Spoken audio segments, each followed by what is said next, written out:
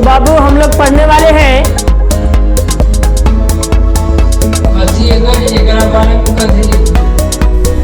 साथियों, समझौता किस्तों का किया जाता है, रिश्तों का नहीं।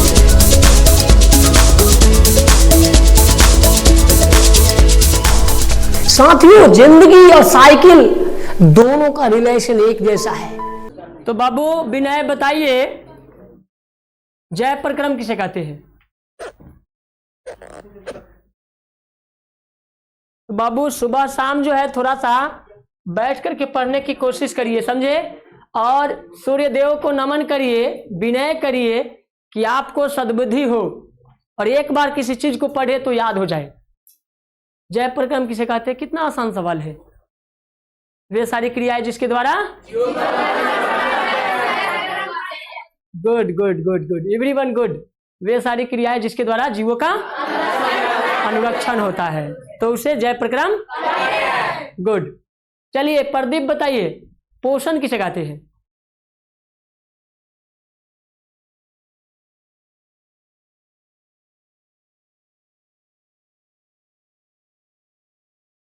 वे सारी नहीं, इसमें क्या बोलना है कि वह विधि जिसमें जीव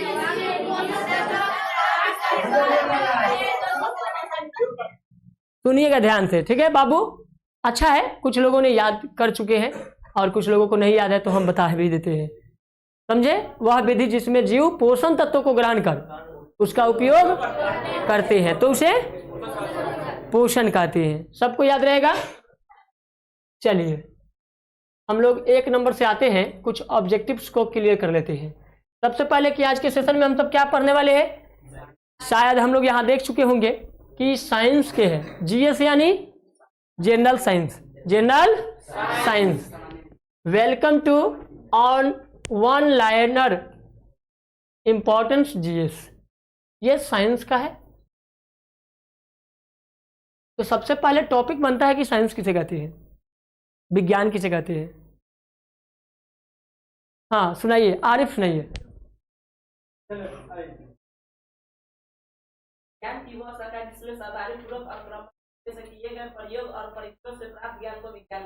गुड। प्रयोगों परीक्षणों से प्राप्त ज्ञान को विज्ञान कहते हैं। तो हम सब जो है इस सेशन में यही देखेंगे कि प्रयोग और परीक्षण के द्वारा कौन कौन से लोगों ने इन तमाम चीजों को खोज किया है और उसमें नई परिभाषा को ऐड किया है। तो हम सब ये जानेंगे इस सेशन में।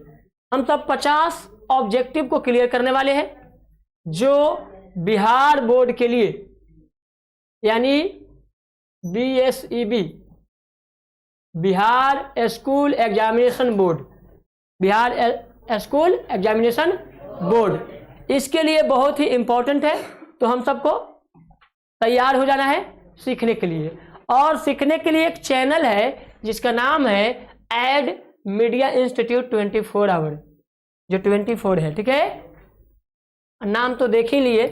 चलिए नंबर 1 सवाल है कि टिटनेस से शरीर का तंत्रिका तंत्र प्रभावित होता है। क्वेश्चन क्या बनेगा?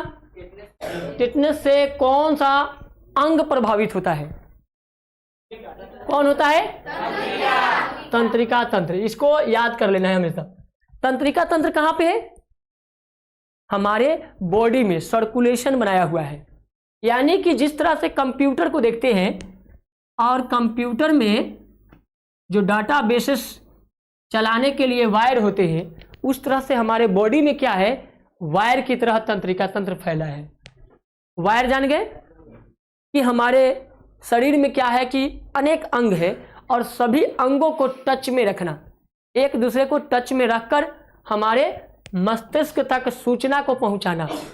जैसे पैर में घाव होता है, महसूस कहाँ होता है? मस्तिष्क में। पहले ही कह देता है कि देखो बकलोलवा पैर दुख रहा है, दवा ले लो। हम तुरंत मेडिसिन, डॉक्टर के पास जाते हैं, मेडिसिन लेते हैं। तो ये take over the medicine from the mind advise to you. आपको माइंड जो है ना एडवाइज करता है, सलाह देता है कि पैर में दर्द हो रही है, तुरंत दवा ले लेते हैं। तो ये तंत्रिका तंत्र का काम है आपके बॉडी का सर्कुलेशन बताना, किस अंग को क्या हुआ इंडिकेट कराना। समझ गए?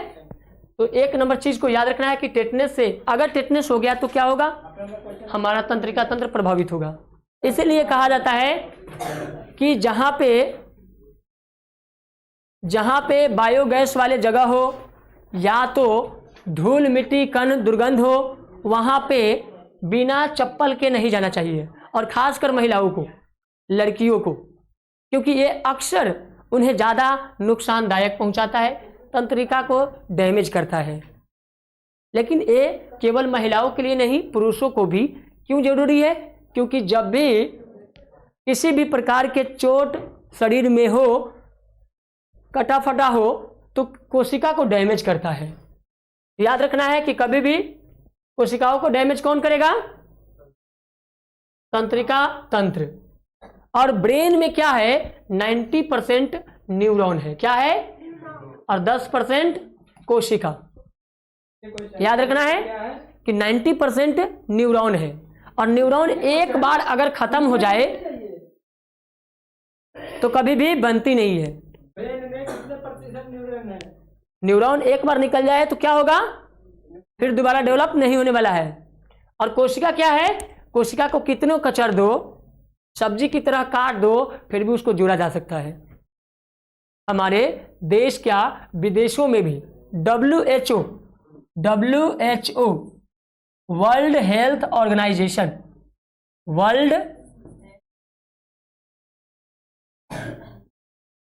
वर्ल्ड हेल्थ ऑर्गेनाइजेशन, तो WHO के रिसर्च से बताया जाता है कि ये जो है एक प्रकार के महामारी टाइप का है। तंत्रिका को डैमेज करना भी महामारी है, इसको सुरक्षित रखना बहुत जरूरी है।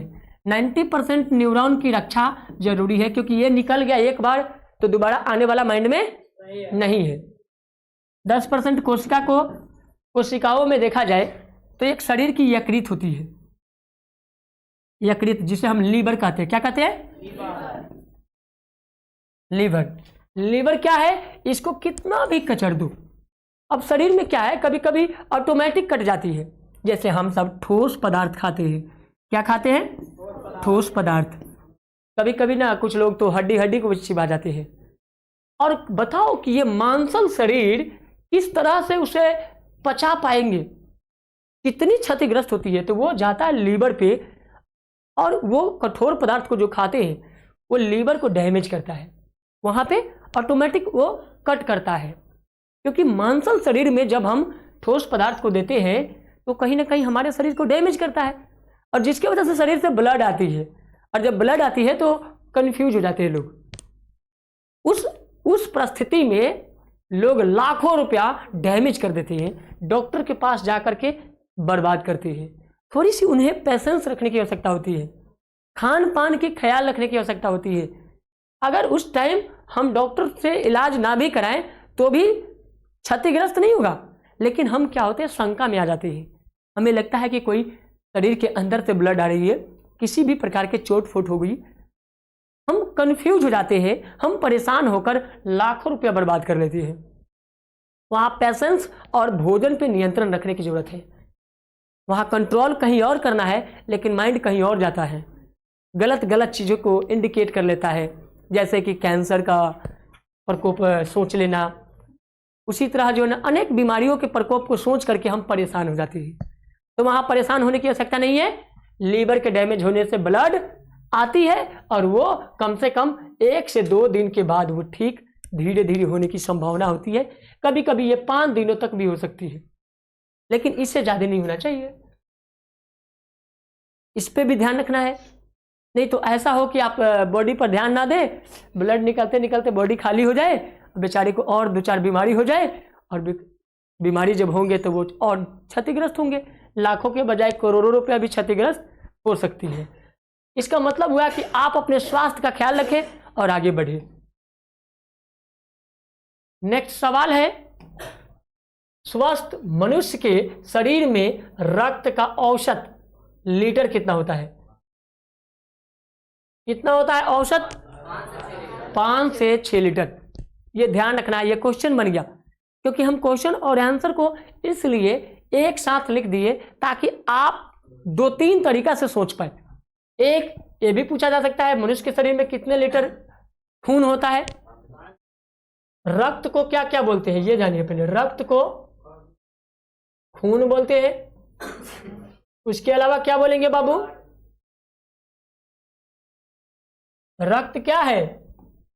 रक्त को खून बोलते हैं, और ब्लड अंग्रेजी में बोलेंगे ना, BLOOD, ब्लड। और क्या बोलेंगे? सबसे पहले जानिए कि आखिर रक्त है क्या। रक्त एक संयोजी ऊतक है। कैसा ऊतक है? संयोजी ऊतक है।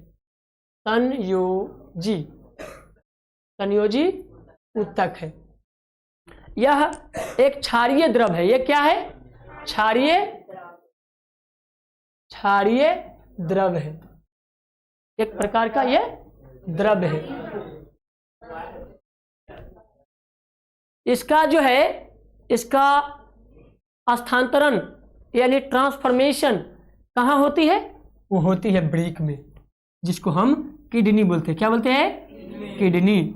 यही हमारे ब्लड को शुद्ध करता है। क्या करता है बाबू? शुद्ध करता है, यानी प्योर बनाता है। प्योर इम्प्योर, अशुद्ध को शुद्ध बनाता है। अशुद्ध को क्या करता है? अशुद्ध को शुद्ध बनाता है। ट्रांसफॉर्मेशन ये करते हैं, तभी जाकर के हमारे शरीर में एनर्जी का डेवलपमेंट होता है। ऊर्जा क्या मिलता है? ऊर्जा। हमारे शरीर में ऊष्मा मिलती है। ऊष्मा, ये किसके कारण ऊष्मा मिलती है? नहीं बाबू, आप लोगों को ध्यान रखने की आवश्यकता है। हमारे शरीर में माइटोकॉन्ड्रिया होते हैं।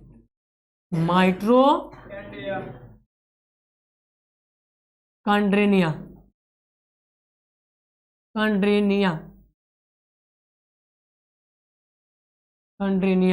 समझ गए? तो माइटोकॉन्ड्रिया के द्वारा जो है ये हमारे शरीर में ऊष्मा मिलती है। और ये ऊष्मा किसके वजह से मिलती है?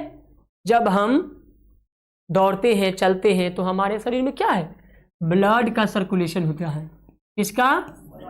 ब्लड का सर्कुलेशन होता है, और उसी सर्कुलेशन की वजह से हमारे शरीर में ऊर्जा बनती है और हम किसी काम को कर पाते हैं। तो ये ट्रांसफॉर्मेशन का कमाल है, तभी जाकर के हमारे शरीर में एनर्जी का संचार होता है। चलिए अब हम नेक्स्ट सवाल की ओर आते हैं। तीसरा सवाल है, वो सवाल है मनुष्य के रक्त का शुद्धिकरण कौन करता है? किडनी करता है। चलिए हम यहाँ पे लगाते हैं कौन, किसके द्वारा। ये भी कह सकते हैं कि मनुष्य के रक्त का शुद्धिकरण कौन करता है? किडनी करता है, जिसको हम क्या कहते हैं? ब्रिक। ब्रिक यानी किडनी। याद रखना बाबू, आपको अगर याद रहेगा किडनी ना, तो एग्जाम में दिया जाता है क्या? ब्रिक। क्यों दिया जाता है? ताकि आप कंफ्यूज हो जाए। तो कंफ्यूज कौन होते हैं? जो बच्चे फ्यूज होते हैं। जैसे बल्ब जो फ्यूज होता है वो जलता उलता नहीं होता है, उसी तरह बच्चे जो नहीं पढ़ते हैं वही कंफ्यूज होते हैं, क्योंकि उनका तो ऑलरेडी बॉल फ्यूज है। ठीक है? तो ना फ्यूज होना है ना कंफ्यूज होना है, सीधा सीधा याद करके आगे बढ़ जाना है। ठीक है? तो हम सब समझ गए होंगे। अगला सवाल, ये सवाल बहुत ही शानदार है।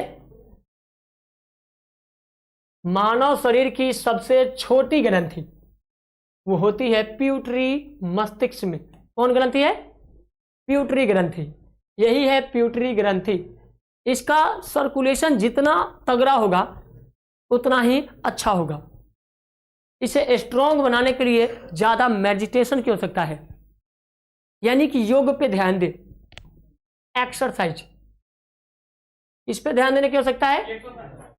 इससे क्या होता है कि हमारे शरीर में बॉडी ब्लड का सर्कुलेशन होती है, उसके अलावा सभी कोशिकाएं एक्टिव होती है।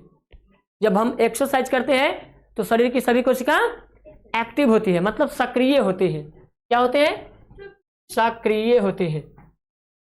सक्रिय मतलब चालू। जैसे हम चालू कहते हैं ना, कोई भी काम चलता है तो उसको हम चालू कहते हैं। जैसे चालू खाता होता है एक्टिव, उसको बोलते हैं एक्टिव अकाउंट। अंग्रेजी में बोलते हैं एक्टिव अकाउंट।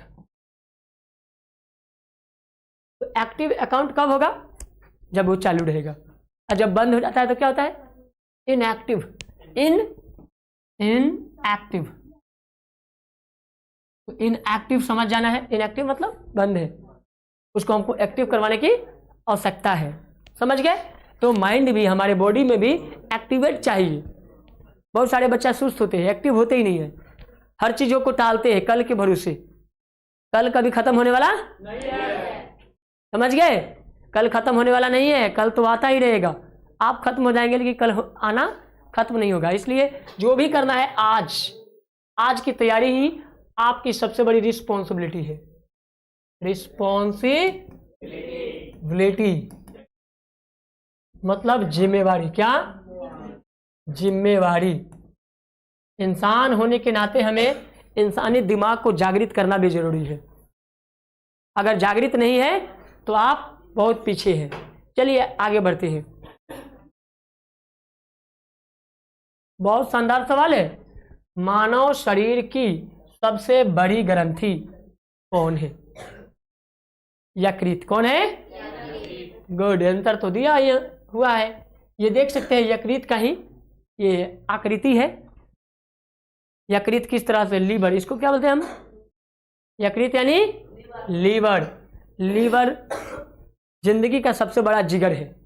हम भले कहते हैं कि जिगर अलग है, लेकिन लीवर खराब हो जाए तो शरीर की सुंदरता सब खत्म हो जाएगी। इसलिए बाहरी सुंदरता से अच्छा है कि अंदर की लीवर, किडनी, यकृत, इन तमाम चीजों को मजबूत बनाएं। और वो मजबूत तब बनेंगे जब हम शुद्ध भोजन खाएंगे। शुद्ध भोजन का मतलब प्योर, नेचुरली। कैसा भोजन होना चाहिए? नेचुरली। ठीक है? नेचुरली जब भोजन को लेंगे, take over the food and diet और प्रोडाइट जो भी लेंगे उसमें प्योर लेने की कोशिश करेंगे और वो नेचुरल तरीका से लेने की कोशिश करेंगे। लेकिन आजकल क्या है? इन नेचुरल लेने की कोशिश में हम सब क्या है, जैसे पिज्जा, बर्गर, ये सब क्या है, तमाम प्रकार के जो नई आज जो है ना मॉडर्न में बच्चे पसंद करते हैं खान पान, वो कहीं ना कहीं आपके यकृत के लिए, लीवर के लिए कुछ हानिकारक भी है। तो ख्याल रखें कि जो भी चीज़ खाएं नेचुरली खाएं, अपने खेतों का ज़्यादा खाने की कोशिश करें, शुद्धता पर ध्यान दें तो यकृत अच्छा रहेंगे। अगला सवाल है, इंसुलिन की खोज किसने किया? बैटिंग एवं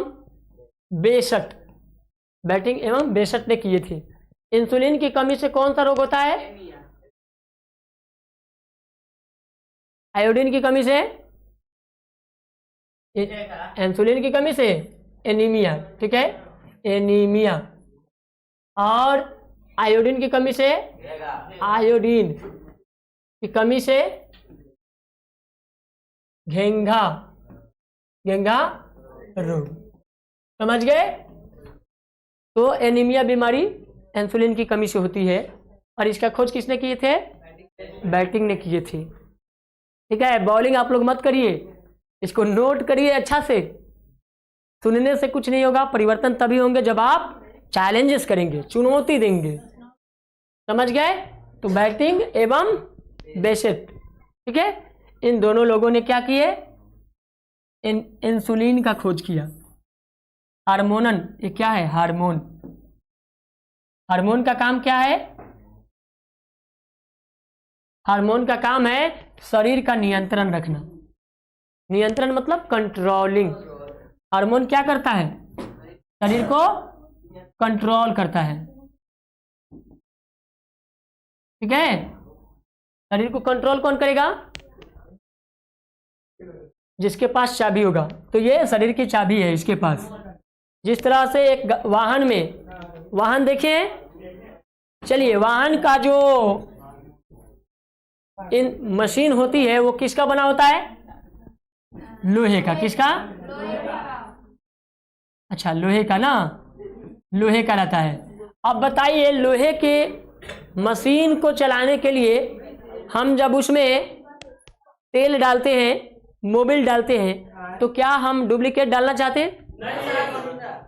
और कभी कभी देखते हैं कि वो लोहे की मशीनें खराब हो जाती है, लोहे की मशीन खराब हो जाती है किसके वजह से?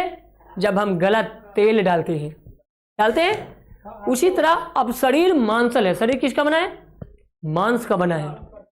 तो जब लोहे की मशीन घिसने के वजह से खराब हो सकती है, टूट फूट सकती है, तो ये मांसल शरीर में गलत चीज डालने से क्या ये बॉडी खराब होगी कि नहीं? तो बॉडी को सुरक्षित रखने के लिए शुद्धता पे ध्यान देना बहुत जरूरी है। इसलिए जो भी डाइट ले, प्रोडाइट ले, वो शुद्ध लेने की कोशिश करें। अगला है वस्तु का प्रतिबिंब आंखों के, यहां पे डैश लगा दो, डैश में बनता है या कहां बनता है, यहां पे कर देंगे कहां। क्वेश्चन क्रिएट हो गया। वस्तु का प्रतिबिंब आंखों के कहां बनते हैं? रेटिना पे बनते हैं। चलिए हम अगले सवाल की ओर आते हैं।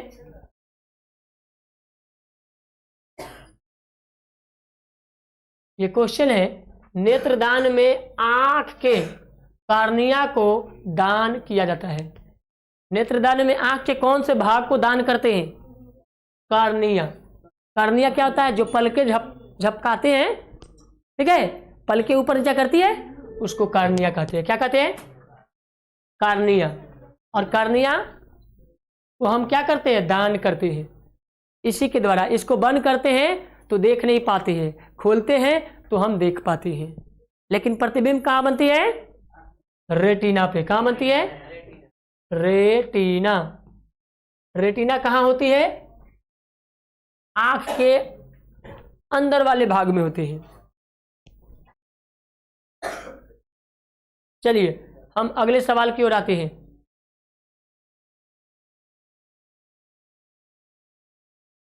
क्वेश्चन है, सोयाबीन में सर्वाधिक क्या पाया जाता है? बताइए क्या पाया जाता है? प्रोटीन। सबसे अधिक, सर्वाधिक का मतलब हुआ सबसे अधिक। क्या पाया जाता है? प्रोटीन। कितना परसेंट? इसलिए सोयाबीन खाना चाहिए कि नहीं? लेकिन खाते हैं क्या? बहुत बच्चे पसंद नहीं करते हैं। प्रोटीन का बनाइए रूटीन, तभी जाकर के आप होंगे स्ट्रोंग। आजकल क्या है? दाल खाते हैं। आपके वजन के अनुसार, अगर आपका 10 केजी वजन हो, 10 केजी का बच्चा हो तो उसको 10 ग्राम प्रोटीन चाहिए। 50 केजी का कोई है तो उसे 50 ग्राम चाहिए। 100 केजी का है तो उसको मतलब 1000 ग्राम। समझ गए? अगर कोई 80 केजी के है तो उसको कितना चाहिए? 800 ग्राम प्रोटीन चाहिए। ठीक है, मैक्सिमम हम 50 केजी का ले लेते हैं। तो 50 केजी के या 60 केजी के लोग हो, उसको क्या चाहिए? 50 केजी वाले को 500 ग्राम। लेकिन आजकल क्या हो रहा है हमारे घरों में कि 500 ग्राम अगर दाल बना दिया जाए तो शायद 10 लोग खाते हैं। दाल तो बनती ही है, सभी के घर में बनते हैं। आप लोग देखिए, नजर उठा करके थोड़ा सा एक बार किचन में जा करके कि देखेंगे तो पता चलता है कि आधा केजी, 500 ग्राम यानी आधा केजी ये दाल बनेंगे तो शायद घर के पूरे परिवार के लोग खा लेते हैं। लेकिन चाहिए कितना? एक आदमी को। किनको चाहिए? एक आदमी को चाहिए। लेकिन हम इस पे ध्यान, तो जब तक प्रोटीन का नहीं बनाएंगे रूटीन, तब तक हम सबका आयु लंबी नहीं होगी, कोशिका मजबूत नहीं होंगे। कैसे पहले के लोग जीते थे 100 साल, क्योंकि वो प्रोटीन वाले बहुत सारे वस्तु खाते थे। मरुआ, कोदो, ओलो, क्या क्या खाते थे पता नहीं, हम सब ये भी नाम उतना नहीं जान सकते। ठीक है, बहुत सारे, ये जितने इतिहास के बारीकी चीजों में जाएंगे, डीप में जाएंगे, अलग अलग कालों में भोजन का अलग अलग स्वरूप रहा है। अगले सवाल की ओर आइए। जल में घुलनशील कौन सी विटामिन है? विटामिन बी एवं विटामिन सी। ध्यान रखना है कि जल में घुलनशील, जल में घुल जाएगा। कौन विटामिन? विटामिन बी और विटामिन सी। ये दो ऐसे विटामिन हैं जो जल में घुल जाते हैं। ये अक्सर एग्जाम में पूछे जाते हैं, इसलिए इसका ध्यान रखें आप लोग। जल में घुलनशील विटामिन बी और सी है।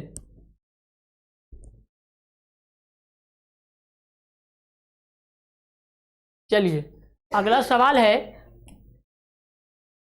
बहुत ही शानदार सवाल है। विटामिन सी खट्टे फलों में पाया जाता है। विटामिन सी कहाँ पाया जाता है?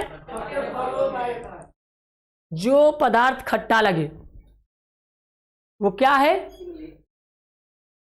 खट्टे पदार्थ को क्या कहते हैं? अम्ल कहते हैं। अम्ल क्या कहते हैं बाबू? जो स्वाद में खट्टा लगे उसे हम क्या कहेंगे? अम्ल कहते हैं। और जो स्वाद में कड़वा लगे उसे क्षार कहते हैं। क्या कहते हैं? क्षार को भस्म कहते हैं। भस्म क्या कहते हैं? भस्म कहते हैं। ये भी पूछा जाएगा सवाल। अम्ल और भस्म की परिभाषा लिखे। तो वैसा पदार्थ जो स्वाद में खट्टा होता है तो उसे हम अम्ल कहते हैं। वैसा पदार्थ जो स्वाद में कड़वा होता है तो उसे हम भस्म कहते हैं। याद रहेगा, भस्म को क्षार कहते हैं। ठीक है। हमारे पेट में कौन सा अम्ल है? हमारे पेट में कौन सा अम्ल है? HCl। क्या है? हाइड्रोक्लोरिक अम्ल। हाइड्रोक्लोरिक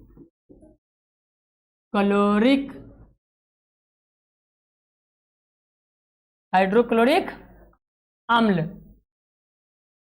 ये अम्ल होते हैं हमारे पेट में। यही हमारे भोजन को पचाता है। याद रखना है, भोजन को कौन पचाता है? इस अम्ल की कमी होगी तो भोजन ठीक से नहीं पचेगा, और जब भोजन ठीक से नहीं पचेगा तो आप स्वस्थ नहीं रहेंगे। ठीक है। भोजन के पाचन से ही हम स्वस्थ होते हैं। अगला सवाल, विटामिन सी की रासायनिक नाम क्या नाम है?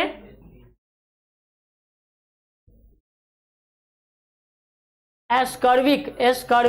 क्या नाम है इसका? आधा सौ है। ये संयुक्त का मतलब आधा सौ। किसी भी वर्ड में संयुक्त दे दिया जाए तो उसको आधा समझना है। समझ गए? तो इसको यहां भी हम लिख दिए, एस्कर्विक एसिड कहते हैं। विटामिन सी को एस्कर्विक एसिड कहते हैं। जीव विज्ञान के जनक किसे कहते हैं? अरस्तु को कहा जाता है। ये 2500 वर्ष पहले खोज किए थे और इन्हें राजनीतिक विज्ञान के जनक भी कहा जाता है। राजनीतिक विज्ञान के जनक भी कहा जाता है। पूछा जाएगा राजनीतिक विज्ञान के जनक किसे कहा जाता है? अरस्तु को, जो कि जीव विज्ञान के भी जनक है। ये 25,000 वर्ष पहले खोज किए थे। ठीक है। अगला सवाल, जीव विज्ञान शब्द का सर्वप्रथम प्रयोग किसने किया? याद रखना है, सबसे पहले जीव विज्ञान का प्रयोग जो है लैमार्क एवं ट्रेविरेनस ये दो लोगों ने किया था। जीव विज्ञान शब्द का उत्पत्ति यहीं से होता है। इन लोगों ने पहले उपयोग किया और उसके बाद पूरे दुनिया में इसका प्रचार प्रसार बढ़ा और पूरी दुनिया आज अध्ययन की ओर बढ़ते जा रहे हैं। तो बाबू पीछे वाले लिख लिए। चलिए अब पूछा जाएगा कि लैमार्क ने क्या लिखा। क्या बताएंगे जवाब? जीव विज्ञान। क्या लिखे? जीव विज्ञान। जीव विज्ञान किसे कहते हैं? जीवों के अध्ययन को जीव विज्ञान कहते हैं। ठीक है, इसको सजीव बना दीजिए। सजीवों के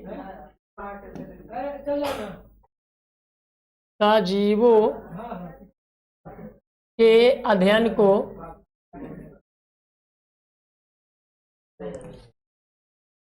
जीव विज्ञान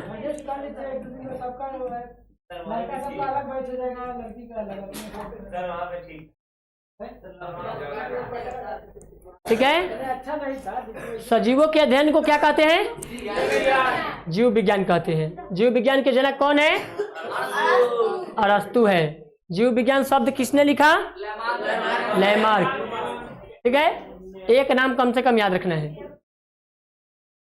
अगला सवाल, वनस्पति विज्ञान के जनक वो था बायोसाइंस। ठीक है, और ये है बोटनी साइंस। वनस्पति मतलब बोटनी। बोटनी साइंस के जनक कौन है? थियोफ्रेटस। थियोफ्रेटस, ठीक है, जिसको फ्रॉडस भी कहा जाता है। थियोफ्रेटस, ठीक है, उन्हीं का नाम है, याद रखेंगे इसको। वनस्पति यानी क्या होता है? पेड़ पौधा। क्या होता है? तो पेड़ पौधे, चाहे पौधों, पेड़ पौधों के अध्ययन को क्या कहते हैं? वनस्पति विज्ञान कहते हैं। क्या कहते हैं? वनस्पति विज्ञान कहते हैं। तो बाबू याद रहेगा, वनस्पति विज्ञान किसे कहते हैं? पेड़ पौधे के अध्ययन को हम वनस्पति विज्ञान कहते हैं। गुड। अगले सवाल की ओर आएंगे।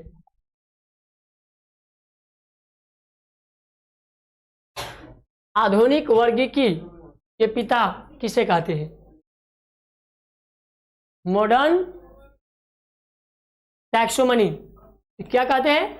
लिनियस कहते हैं, लिनियस को। ठीक है, किसको कहते हैं? लिनियस। एक लाइन ही याद रखना है, आधुनिक वर्गीकी के पिता लिनियस को कहते हैं। याद रहेगा? चलिए नोट कर लिए। थोड़ा सा फास्ट में हाथ चलाना है क्योंकि समय को ख्याल रखना है।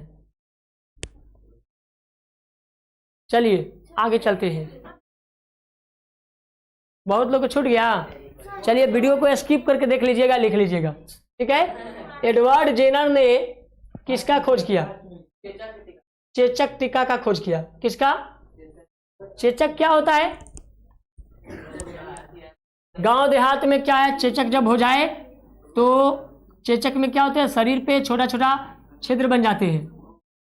ये एक प्रकार के जीवाणु है, ठीक है, जो शरीर पर हो जाता है तो उसमें हम लोग गांव देहात में क्या करते हैं, पूजन करते हैं, जिसमें नीम के पत्ता, नीम के पत्ता जानते हैं ना, नीम के पत्ता का उपयोग किया जाता है। उसके अलावा लोग जो है स्वच्छता पे ध्यान देने के लिए एक भगवान के नाम पे अलग रखते हैं। ठीक है, माई बाबा आ गए हैं, उसको कहते हैं कि माई बाबा आ गए हैं, और उनके थ्रू जो है उनकी पूजन के रूप में स्वच्छता पर ख्याल रखते हैं, जिसकी वजह से वो ठीक हो जाती है। यह एक संक्रमण की बीमारी है, एक दूसरे से पटने वाला। एक दूसरे के टच में जाएंगे, कीटाणु एक शरीर से दूसरे शरीर में प्रवेश कर जाते हैं, जिससे दूसरे लोगों को भी हो जाती है। आइए अगला सवाल है, आम का वनस्पतिक नाम में नजीकेफ्रा इंडिका है। क्या नाम है? याद रहेगा? यानी वनस्पतिक नाम में नजीफेरा इंडिका है। नजीफेरा इंडिका है। क्वेश्चन सेटिंग हो गया ऐसे ना, इसको उसी हिसाब से समझ लेना है। मेंजीफेरा ना, इसको मेंजीफेरा भी कह सकते हैं। नाम क्या है? मेंजीफेरा। अगले सवाल की ओर आएंगे।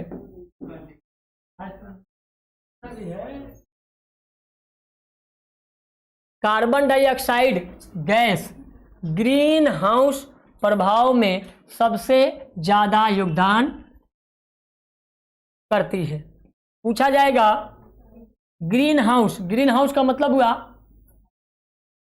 Green house. ग्रीन हाउस जो प्रभाव है, ग्रीन हाउस जो प्रभाव है वो ग्रीन हाउस प्रभाव किसके द्वारा होता है? कार्बन डाइऑक्साइड CO2 के द्वारा। किसके द्वारा? ठीक है। जब कार्बन डाइऑक्साइड गैस फैलती है तो क्या करता है? वो पर्यावरण को डैमेज करता है। ठीक है। तो हमें क्या करना है? हरियाली प्रोजेक्ट को लगाना है। जैसे 1960 में, बाबू ख्याल से सुनना है और ध्यान रखना है, 1960 में एक क्रांति आई थी जिसका नाम था हरित क्रांति। इस क्रांति का मुख्य उद्देश्य क्या था? क्योंकि देश में क्या था कि खराब बीज मिल रहे थे। क्या मिल रहे थे? बीज। एक किसान के लिए बीज सबसे महत्वपूर्ण होता है, और बीज ही गलत दे दिया जाए तो खेतों का क्या हाल होगा। किसान अपने खेतों को जुताई, कटाई, निराई सब में अपना एनर्जी, टाइम, मनी सब कुछ इन्वेस्टमेंट करते हैं। अगर एक बीज खराब हो जाए तो शायद सभी फसल बर्बाद हो सकते हैं। ठीक है। तो उस समय बर्बाद हुई थी, इसके वजह से हरित क्रांति लाई गई थी, आंदोलन भी हुई थी उस समय।